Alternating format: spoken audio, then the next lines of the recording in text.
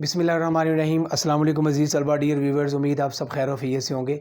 जी बेटा, आप देख रहे हैं बुखारी स्टडी ऑफिशियल्स और मैं हूं असगर बुखारी।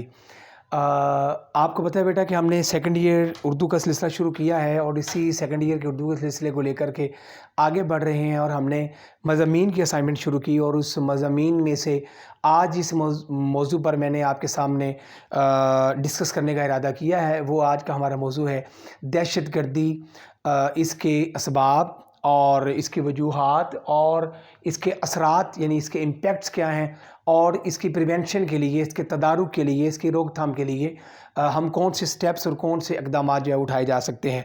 अगर मेरे बेटा आप इस चैनल पर नए हैं और आपने इस चैनल को सब्सक्राइब नहीं किया, प्लीज़ सब्सक्राइब करें, लाइक करें, शेयर करें। कमेंट्स में आप सवाल भी पूछ सकते हैं, इंशाल्लाह आपको उसका जवाब भी दिया जाएगा। आपको पता है बेटा कि हमारी ये वाली असाइनमेंट हमारी 20 नंबर की असाइनमेंट होती है और पेपर में हमने इसको कैसे हल करना है, किस सीक्वेंस पे, किस तरतीब पर हमने हल करना है, उस पर मेरी एक अलग से वीडियो मौजूद है। जिन स्टूडेंट्स ने वो वीडियो नहीं देखी, मेरा बेटा वो वीडियो देखें, इंशाल्लाह वो आपके लिए बड़ी मददगार साबित होगी।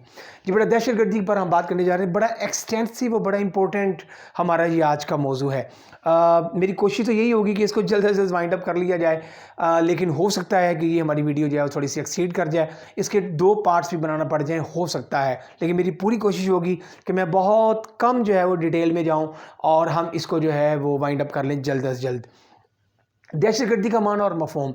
सबसे पहले बेटा हमें देखना है कि दहशतगर्दी किसको कहते हैं।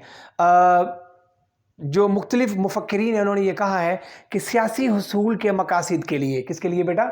सियासी हुसूल के मकासिद के लिए दूसरों पर अपनी इजारादारी कायम करना, दूसरों का इस्तेहसाल करना और अपने मज़मूम मकासिद के लिए हर हरबा इस्तेमाल करना, ये दहशतगर्दी कहलाता है। आप इसको मेरे बेटा लिख लीजिएगा, ये दहशतगर्दी कहलाता है।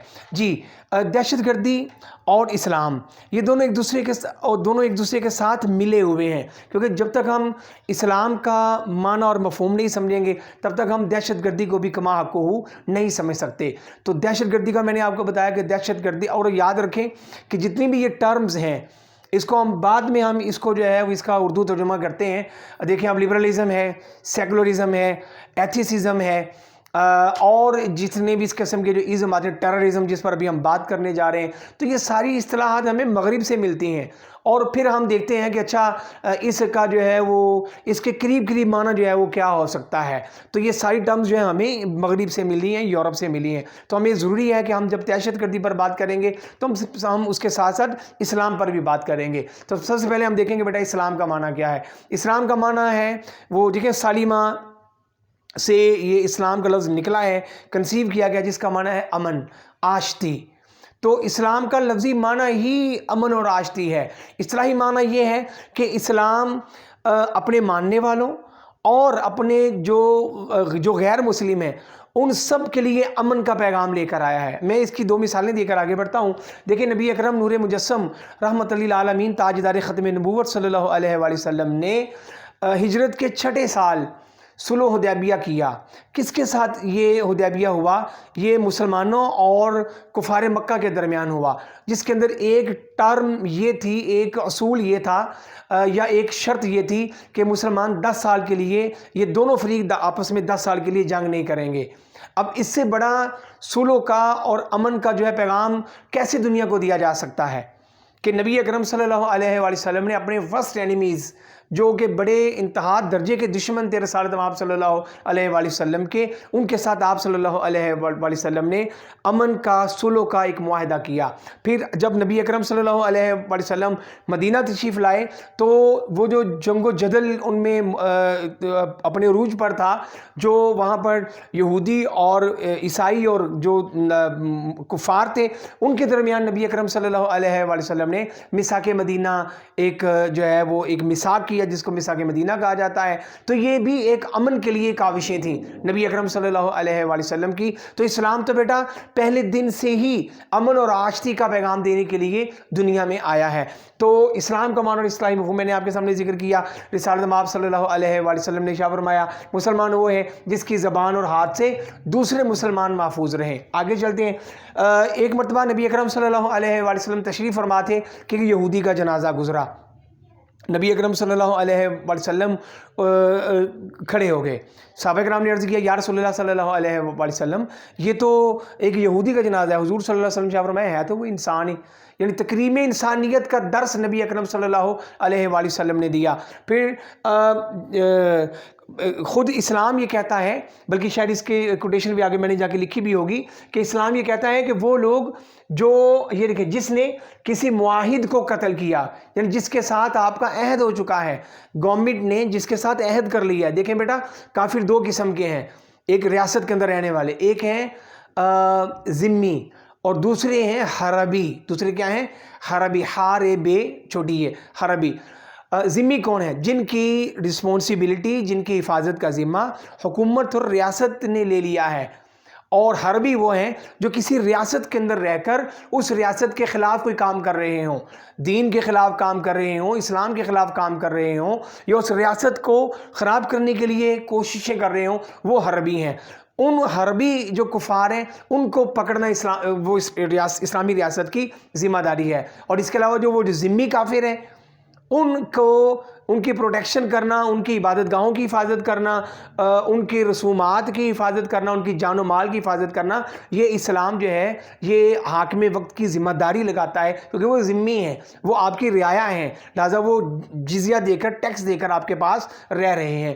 تو جس نے کوئی جان قتل کی بغیر جان کے بدلے, یا زمین میں فساد یعنی فساد پھیلانے کی کوشش کی, تو گویا اس نے سبھی لوگوں کو قتل کر دیا, پوری انسانیت کو قتل کر دیا. سورۃ المائدہ کے اندر اللہ پاک نے ارشاد فرمایا. تو اسلام تو دہشت گردی تو بڑی دور کی بات ہے, اسلام تو خودکشی کی اجازت نہیں دیتا کہ اسلام یہ کہے جی کوئی کہ خودکشی کر لے. خودکشی کی اسلام اجازت نہیں دیتا. تو چاہے جائے کہ اپنی جان کو قتل کرنا اور کسی اور کی جان لینا یہ تو ناممکن والی بات ہے. تو اسلام جو ہے بیٹا وہ امن کا درس دیتا ہے. اچھا, اب یہ ایک الگ بحث ہے کہ اسلام میں جو جنگ کا جو کنسیپٹ, جو جہاد کا کنسیپٹ ہے وہ کیا ہے. جہاد پر اگر آپ سی ایس ایس کے اسٹوڈنٹ ہوں, اگر نیکسٹ اگر آپ کا ارادہ ہو, تو جنگ اور جہاد میں کیا فرق ہے اور جہاد کے کیا پیرامیٹرز ہیں, اس پر میری الگ سی ویڈیو جو پلے لسٹ میں آپ جائیں گے تو وہاں پر آپ کو ویڈیو موجود ملے گی. جنگ اور جہاد میں کیا فرق ہے, اور جہاد کی کس نوعیت میں جائز ہے, اور جہاد کی کیا سارے معاملات ہیں, اور اس امت مسلمہ کی کیا رسپانسبلٹیز ہیں. اس پر میری ایک بڑی سیر حاصل گفتگو میں نے کی ہے, آپ میرے بیٹا اس کو جا کے دیکھیے گا. تو یہ میں کوٹیشنز بھی آپ کے سامنے ذکر کر رہا ہوں, ساتھ ساتھ یہ میں نے بتایا کہ جس نے کسی معاہد کو قتل کیا, جس کے ساتھ عہد ہو چکا ہے, جو کہ ذمی کافر ہے, تو اس کو قتل کرنا جو ہے اسلام نے کہا کہ وہ بھی جائز نہیں ہے. حضور نے ارشاد فرمایا جس نے کسی معاہد کو قتل کیا تو وہ جنت کی خوشبو بھی نہیں پائے گا, حالانکہ جنت کی خوشبو 40 برس کی مسافت تک محسوس ہوگی. 40 برس دور آدمی ہو اور جو ہے وہاں تک جنت کی خوشبو جائے گی. لیکن اگر کسی نے اس شخص کو, چاہے وہ عیسائی ہو یا کسی اور مذہب سے تعلق رکھنے والا ہو, اگر اس کو قتل کیا جس کی ذمہ داری حاکم وقت نے لی تھی اور وہ معاندانہ کارروائیوں میں نہیں پایا جا رہا تھا, اسلام کہتا ہے کہ وہ جنت کی خوشبو بھی نہیں پائے گا. دہشت گردی کی ابتدا پر میں بات کرنا چاہ رہا ہوں. 25 جون 1916 کو لارنس آف عربیہ نے سب سے پہلا دہشت گردی کا حملہ کیا. اس نے کیا کیا, یہی وہ شخص تھا لارنس آف عربیہ کہ جو خانہ کعبہ کا جو ہے امام بھی بنا رہا, حالانکہ یہ پلانٹڈ تھا, اس کو پلان کیا گیا تھا, اور جو ہے یہ جو برطانیہ ہے اس نے جو ہے اس کو جو ہے وہ لانچ کیا تھا. تو اس نے کیا کیا, اس نے وہ ریل کی پٹڑی جو پورے عرب کو ایک دوسرے سے ملاتی تھی, ترکی کو دیگر ممالک سے ملاتی تھی, اس نے اس کو اٹیک کر کے اس کو جو ہے تباہ و برباد کر دیا, جس کو آج تک یورپ جو ہے وہ بننے نہیں دے رہا. آج تک جو ہے وہ 2023 کی بات کر رہا ہوں, یہ 1923 سے پہلے کی بات ہے, 1916 کی بات تھی, تو 100 سال ہو گئے, ابھی تک 100 سال سے زیادہ عرصہ ہو گیا, ابھی تک جو ہے یورپ اس کو بننے نہیں دے رہا, کہ کہیں ایسا نہ ہو کہ پورے کا پورا جو عرب ہے یہ سارے کا سارا جو ایک دوسرے کے ساتھ کہیں کنیکٹڈ نہ ہو جائے. تو یہ لارنس آف عربیہ سب سے پہلے 25 جون 1916 کو اس نے جو ہے دہشت گردی کی ابتدا کی. پہلا خودکش حملہ کس نے کیا, ذرا غور کریں اس بات پر. پرل ہاربر میں جاپانیوں نے امریکی بحری جہاز امریکی بحری جہاز پر بم باندھ کر اس کے اوپر جو ہے وہ گر گئے اور انہوں نے پہلا ٹیررسٹ اٹیک کیا جاپانیوں نے، جس کے بدلے میں پھر بعد میں امریکہ نے جو ہے وہ جاپان کے اوپر جو ہے وہ پھر جو ہے ایٹم کے ساتھ حملہ کیا تھا۔ دہشت گردی بیٹا، اب ہم آگے مزید چلتے ہیں۔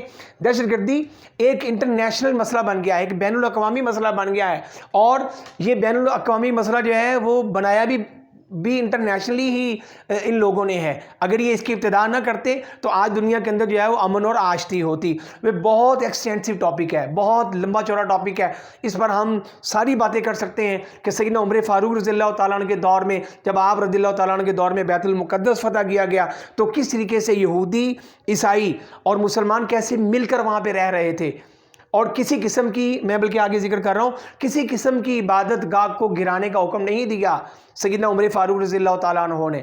ان کو ان کی عبادت گاہوں میں عبادت کرنے کی مکمل آزادی تھی۔ افسوس کہ کس طریقے سے معاملات بگڑ گئے ہیں۔ دہشت گردی ایک بین الاقوامی مسئلہ ہے، اس کے اندر جو کردار ادا کر رہی ہے، فلم انڈسٹری ان کی کردار ادا کر رہی ہے کہ ایک گھناؤنا چہرہ معاذ اللہ اسلام کا بتایا جا رہا ہے، اور یہ بتایا جا رہا ہے کہ اسلام جو ہے وہ کس قسم کے جو ہے وہ مذہب ہے۔ یہ ایک فلم انڈسٹری کی طرح ایک ذہن سازی کی جاتی ہے اپنے آڈینس کی۔ پھر اس کے بعد اخبارات کے اندر دہشت گردی اور مغرب کا پروپیگنڈا۔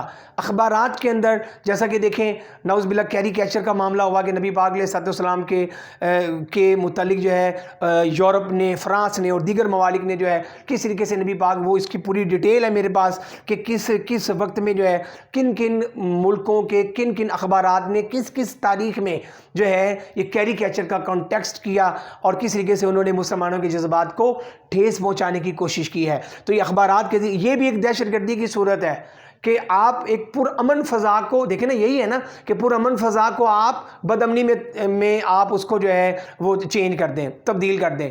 تو یہی تغیر جو ہے، اسی کو تو دہشت گردی کہا گیا ہے کہ جس ایک دیکھیں نا، ایک ہے کہ کسی انسان کو موت کے گھاٹ اتار دینا، ایک ہے کسی کی فکر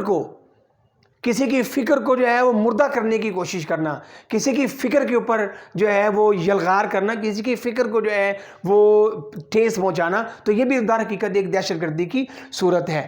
آگے چلتے ہیں بیٹا۔ کشمیر، فلسطین، چچنیا، افغانستان آزادی کی جنگ کو دہشت گردی بنا کر پیش کیا جاتا ہے یورپی میڈیا کی طرف سے، اور جو یونائٹڈ نیشن آرگنائزیشن ہے، اقوام متحدہ، اس کا جو کردار ہے وہ آپ سب کے سامنے ہے کہ وہ کس طریقے سے جو ہے وہ گروپ 8 کے جو ممالک ہیں ان کے انڈر انفلوئنس جس کو ہم کہتے ہیں، اس کے انڈر جو ہے وہ آ چکے ہوئے ہیں، اور وہ مسلمانوں کے لیے کوئی بھی قدم اٹھانے کے لیے، اچھا قدم اٹھانے کے لیے تیار نہیں ہے۔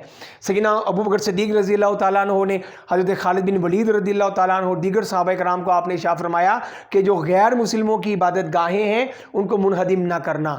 فرمانے سیدنا ابو بکر صدیق رضی اللہ تعالیٰ عنہ، بس میں بالکل میں ایبریویشن کر کے میں آگے بڑھ رہا ہوں، آپ اس کو میرے بیٹا تھوڑا سا ایلیبوریٹ کر لیجئے گا۔ دہشت گردی کی اقسام۔ ریاستی دہشت گردی کیا ہے بیٹا؟ ریاستی دہشت گردی۔ یہ دہشت گردی کی کیسی قسم ہے؟ ریاستی دہشت گردی کسی قوم کی خود مختاری کے خلاف وہاں پہ قبضہ کر لینا اور پھر ان پر ظلم و ستم کرنا، جیسے انڈیا کشمیر میں، یہودیوں نے فلسطین میں، روس نے چچنیا میں، اور امریکہ نے عراق اور افغانستان میں۔ ریاستی دہشت گردی کہلائے گی۔ مذہبی دہشت گردی، مذہب کے نام پر جیسا کہ صلیبی جنگیں ہوئیں، تو مذہب کے نام پر جو ہے وہ جو جن کے پاس اقتصادی طور پر جو بہترین ہے، جو اپنے آپ کو سپریم پاور سمجھتے ہیں، یا جن کے پاس اسلحہ زیادہ ہے، وہ اسلحے کے بل بوتے کے اوپر جو غریب ممالک ہیں ان کے اوپر وہ حملہ کر دیتے ہیں۔ تو مذہب کے نام پر جو ہے اس کو مذہبی دہشت گردی کہتے ہیں۔ جیسا کہ انڈیا کے اندر سمجھوتا ایکسپریس کو جو ہے وہ جلا دیا گیا، انڈیا میں گجرات اور دوسرے علاقوں میں مسلم کچھ فسادات ہوئے، گجرانوالہ میں عیسائیوں کی بستی کو جو ہے وہ جلا دیا گیا، یا پاکستان کی بات کر رہا ہوں۔ تو یہ ناٹ اونلی ان پاکستان بلکہ یورپ کے اندر بھی وہ پوری مثالیں موجود ہیں کہ یورپ کے اندر کس طریقے سے مسلمانوں کو آئے روز جو ہے وہ زد و کوب کیا جاتا ہے، مسجد کے اندر جا کے فائرنگ کر دی جاتی ہے، عید کی جو ہے اجتماعات میں جا کے جو ہے وہ فائرنگ کر دی جاتی ہے۔ تو یہ آئے روز کے معمولات ہیں، لیکن افسوس کہ ہمارا میڈیا اور مسلم کنٹریز کے جو OIC ہے وہ اس میں کسی قسم کا کوئی کردار ادا نہیں کر رہی۔ کم از کم جس طریقے سے BBC لیول کا ایک چینل ہے، اسی طریقے سے اسی لیول کے چینلز جو ہیں وہ پوری انٹرنیشنلی جو ہے ان کو چاہیے کہ وہ ڈیفینڈ کریں اسلام کو اور بہت سارے معاملات کو آگے لے کر کے چلیں۔ پھر بیٹا معاشی دہشت گردی ہے کہ دیکھیں نا پوری دنیا میں اب جتنے بھی مالک ہیں وہ کہتے ہیں کہ آپ نے چونکہ یونائٹڈ نیشن آرگنائزیشن کا یو آر دا پارٹ، آپ اس کا حصہ ہیں، لہٰذا آپ کو اپنی معیشت کو ڈالر کے مقابلے پر لے کر آنا پڑے گا. تو یہ بھی معاشی دہشت گردی ہے. اور پھر این جی اوز کے ذریعے اپنے مذموم عقائد، اپنے مذموم جو مقاصد کو پورا کرنا، اور ملٹی نیشنل کمپنیز کے ذریعے جو ہے وہ دوسرے کے ملکوں کے اندر، چونکہ وہ غریب ممالک ہیں، وہ آپ کے دستے نگر ہیں، وہ مقروض ہیں آپ کے، تو آپ اپنی مرضی کی چیزیں وہاں پہ فروخت کرتے ہیں، مرضی کی وہاں پہ حکومت لے کر آتے ہیں، مرضی کا میڈیا جو ہے وہ آپ ان میڈیا کے منہ میں ڈالتے ہیں وہی جو ہے وہ میڈیا نکالنے پر مجبور ہے. اور ان کی فلم انڈسٹری، ان کی ڈرامہ انڈسٹری وہ مجبور ہے کہ وہ آپ کی بتائی ہوئی جو گائیڈ لائن ہے، جو رہنمائی ہے، اس کے مطابق وہ لے کر کے چلیں. بہت لمبے چوڑے معاملات ہیں دوسرے ملکوں کے اوپر جو ہے وہ اپنی دہشت گردی اور اپنی روب اور دبدبہ جو ہے وہ ظاہر کرنے کے لیے. فرقہ وارانہ دہشت گردی یہ لوکل قسم کی دہشت گردی ہوتی ہے کہ فرقوں کے نام پر انڈیا کے اندر جو ہے ابھی یہ اس طرح کی جو فرقہ وارانہ دہشت گردی آئے روز ہمیں دیکھنے کو ملتی ہے کہ جو وہاں پر جو کاسٹزم ہے، بلکہ آپ دیکھیں کہ امریکہ کے جیسے ملک کے اندر جو ہے وہ گورے اور کالے کی جو لڑائی، ریسزم جس کو ہم کہتے ہیں، اس لڑائی کے تحت جو ہے وہ اتنے گوروں نے کالوں کو مار دیا، اتنے کالوں نے گوروں کو مار دیا. تو یہ بھی جو ہے وہ ایک دہشت گردی کی صورت ہمیں نظر آتی ہے. فرقہ واریت جو ہے پاکستان کے اندر ہی نہیں بلکہ پوری دنیا کے اندر اس نے بھی لوگوں کو اپنی لپیٹ میں لے لیا ہے، اور لوگ جو ہے وہ اس اعتبار سے بھی ایک دوسرے کو قتل و غارت کرتے ہیں. باغیانہ دہشت گردی. باغیانہ دہشت گردی کیا ہے جی؟ کسی ریاست کے خلاف بغاوت کرتے ہوئے دہشت گردانہ اقدامات کرنا. ریاست کے اندر ریاست کے اندر ریاست، یعنی کوئی ایک ملک ہو اور اس ملک کے اندر ہی کوئی ملیٹنٹ گروپس ایسے ہوں کہ جو اس ریاست کی ریٹ کو چیلنج کر دیں، اس ریاست عدلیہ کو نہ مانے، یا اس ریاست کے قوانین کو قبول نہ کریں، آئین کو نہ مانے. اس کو ہم کہتے ہیں بیٹا کہ یہ ریاستی دہشت گردی، باغیانہ دہشت گردی ہے. اس کے بعد بیٹا مخالفانہ دہشت گردی. کہ مخالفانہ دہشت گردی کیا ہے؟ کسی دوسرے ملک میں انتشار پیدا کرنا، جیسا کہ انڈیا افغانستان کے ذریعے اور دیگر ممالک کو ساتھ میں ملا کر کے، ان کے نام میں لینا نہیں چاہ رہا، دیگر ممالک کو ساتھ میں ملا کر کے تو پاکستان کے اندر دہشت گردی کی کارروائیوں میں ملوث رہا ہے. تو اس طرح کی دہشت گردی کو جو ہے وہ مخالفانہ دہشت گردی قرار دیا گیا ہے. نفرت کی آگ کتنے گھروں کو جلا گئی، نفرت کی آگ کتنے گھروں کو جلا گئی. ایک بھیڑ سی لگی ہے کفن کی دکان پر، ایک بھیڑ سی لگی ہے کفن کی دکان پر. آگے چلتے ہیں بیٹا اسی کو لے کر کے آگے. جو کسی گندی تقلید میں، نبی پاک علیہ السلام کا فرمان عالی شان ہے، جو کسی گندی تقلید میں عصبیت کی طرف بلاتا ہو یا عصبیت کی مدد کرتا ہوا قتل کیا گیا تو وہ جاہلیت کی موت مرا. یعنی صرف قوم کے لیے اس نے یہ نہیں دیکھا کہ جی یہ حق کیا ہے اور باطل کیا ہے، بس اس نے کہا جی میری قوم ادھر کھڑی ہے، لہٰذا وہ اگر باطل پر بھی ہے، وہ اگر حق پر بھی ہے، لیکن میں اپنی قوم کی خاطر جو ہے ان کے ساتھ لڑوں گا. حضور نے فرمایا کہ اگر وہ اس طرح اگر مرتا ہے تو وہ جاہلیت کی موت جو ہے وہ مر رہا ہے. دہشت گردی کی وجوہات پر بات کرنا چاہتا ہوں بیٹا. اسباب کیا ہیں؟ عالمی طاقتوں کے عزائم. عالمی طاقتوں کے عزائم کیا ہے جی؟ قدرتی ذخائر پر قبضہ. قدرتی ذخائر پر قبضہ.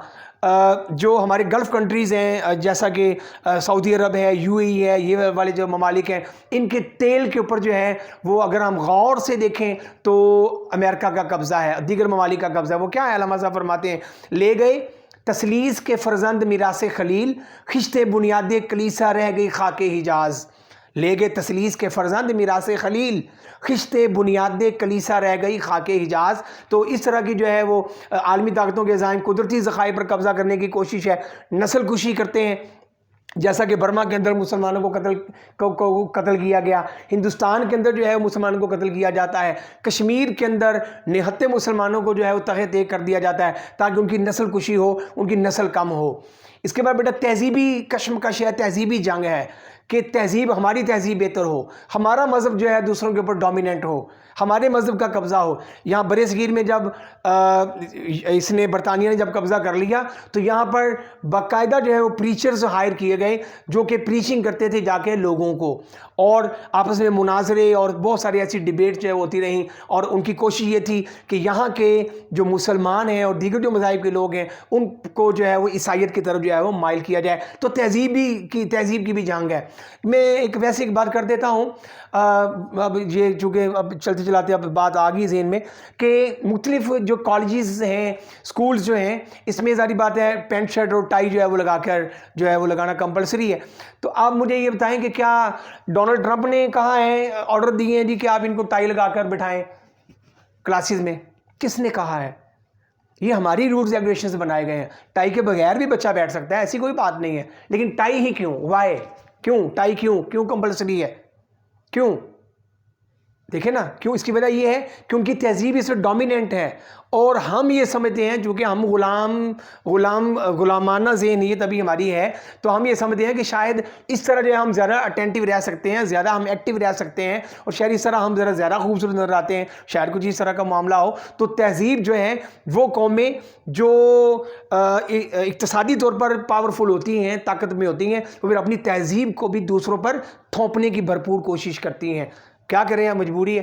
دشمن ممالک کی کارروائیاں، دشمن جو ہے انڈیا کو کسی صورت بھی پاکستان نہیں باتا، وہ ہر ممکن کوشش کرتے ہیں، ہر پلیٹ فارم پر وہ پاکستان کو جو ہے وہ پیچھے دھکیلنے کی کوشش کرتے ہیں۔ تو یہ بھی ایک دہشت گردی کی صورت ہے۔ تو وجوہات کیا ہیں کہ دشمن ممالک کی میں ایسی کارروائیاں کی جائیں کہ جس سے جو ہے وہ دوسرا ملک جو ہے بالکل نعوذ باللہ نیست و نابود ہی ہو جائے۔ تو یہ بھی ایک دہشت گردی کی وجوہات میں ہے۔ غربت اور بے روزگاری، جب غربت اور بے روزگاری ہوتی ہے تو لوگ جو ہے وہ چند روپوں کی خاطر، چند ٹکوں کی خاطر جو ہے وہ کوئی بھی برے سے برا کام کرنے کی طرف جو ہے وہ آمادہ ہو جاتے ہیں۔ اسی لیے نبی اکرم صلی اللہ علیہ وآلہ وسلم نے شاہ فرمایا کہ غربت سے جو ہے وہ پناہ مانگا کرو، کیونکہ غربت جو ہے وہ کفر کی طرف جو ہے وہ لے جاتی ہے۔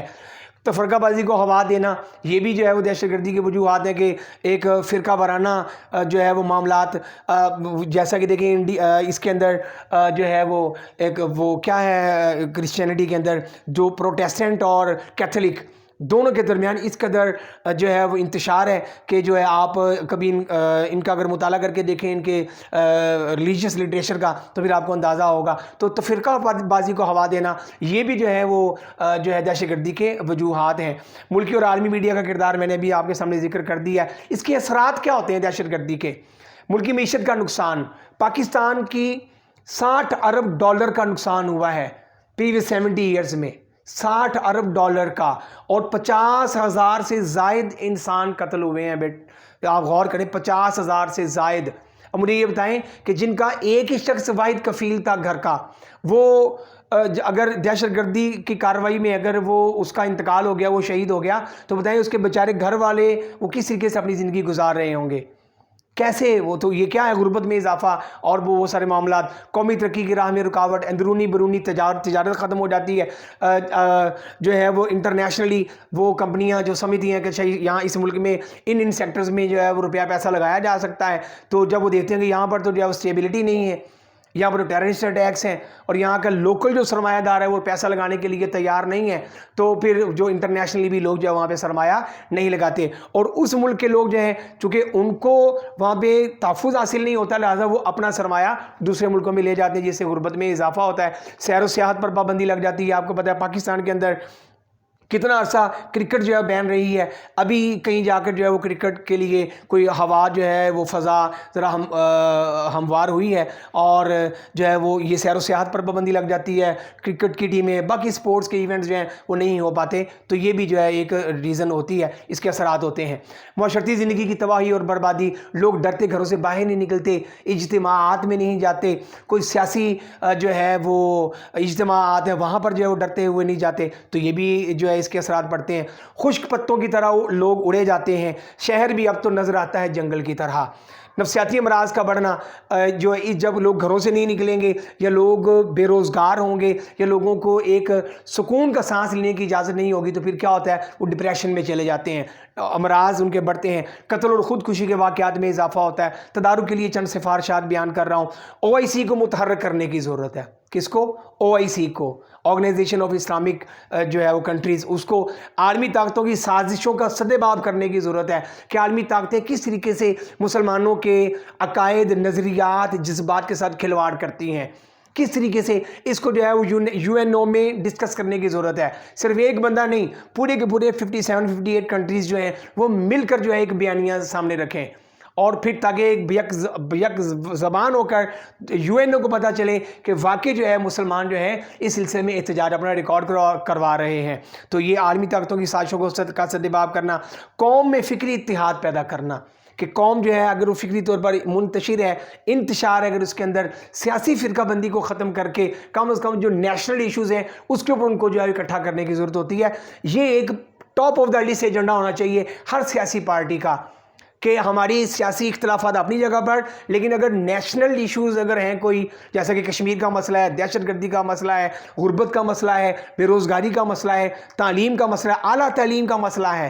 دیکھیں کہ میٹرک انٹر تک جو ہے فری ایجوکیشن ہے.